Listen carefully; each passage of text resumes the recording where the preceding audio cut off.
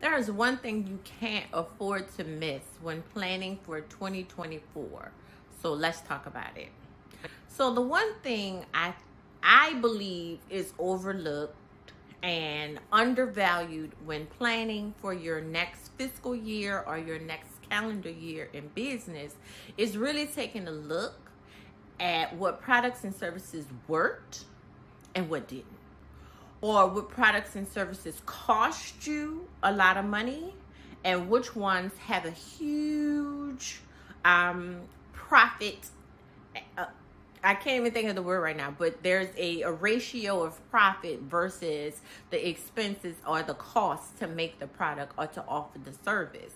And so why this is important, I feel like I'm lisping a bit with these and this and that, but why this is important. So if you have products, and I've seen this, and I think I've even spoken about this, if you have products that cost you a lot of money to offer, but you mark them on sale for Black Friday, your area of profit is going to be a lot lower. Whereas if you have products that make you more money, and the area between how much it costs to make it, ship it, and offer it to the consumer and how much money you make is a much higher percentage, but you constantly sell out of that one, and you're not even looking at your products to know that that one needs to be constantly in stock, and then you're pushing all of your energy behind maybe the product that you prefer or you like, or your love child, or the one that you really put a lot of effort into, but it's costing you money.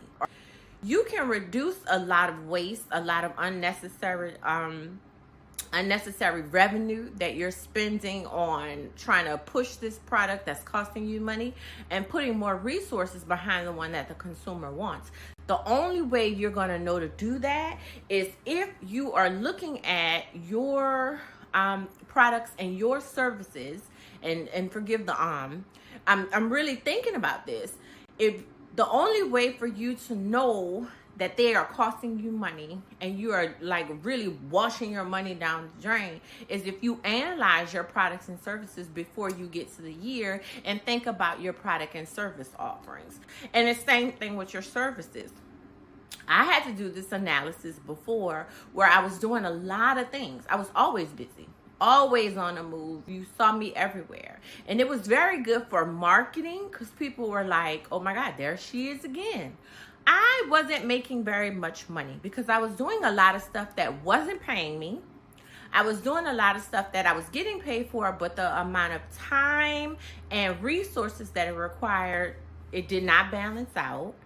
And so what I had to do was look at the services that I was offering. One, reprice them. A lot of you don't sit down and really make sure that your pricing is comparable to the market. Remember, we're not trying to compete, but make it make sense for what you're offering, the value that you're bringing.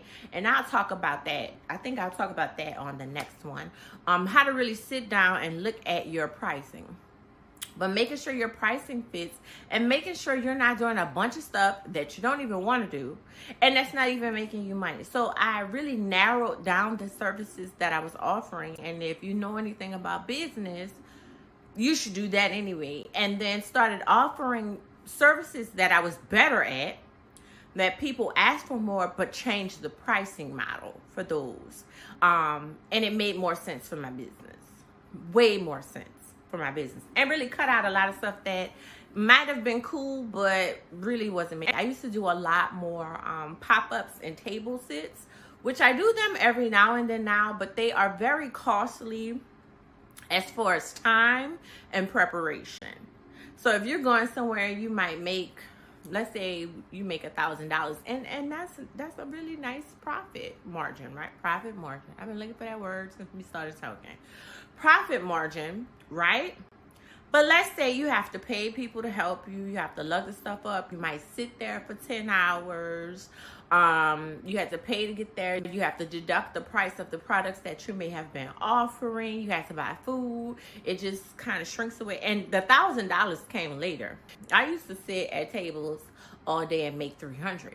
The $1,000 came when I changed my pricing model and started offering different resources that may have made more financial sense.